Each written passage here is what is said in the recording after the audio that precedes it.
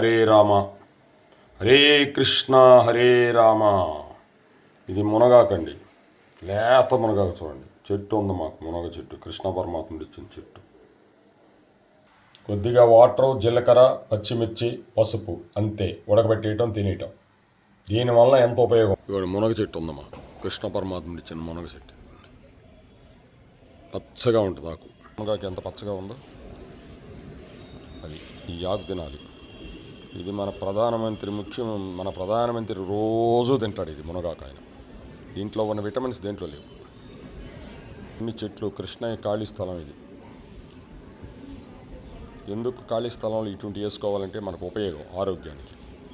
ఉన్నవన్నీ ఇల్లు కట్టుకోవటం కాదు, ఉపయోగించుకోవాలి. కాయలు ఉపయోగం, మునగాకు ఉపయోగం, ఏ విటమిన్ అన్నీ ఉంటాయి దీంట్లో. కృష్ణం వందే జగత్.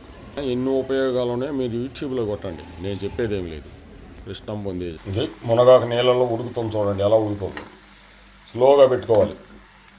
స్పీడ్గా పెట్టాను, స్లోగా పెడతాను. బాగా ఉడికిన తర్వాత మీరు మామూలుగానే తినేసేయచ్చు. కృష్ణం వందే జగత్తు. పిల్లలకు పెడితే A vitamin, B vitamin, C vitamin, A vitamin కావాలంటే ఆ విటమిన్ ఉంటుంది.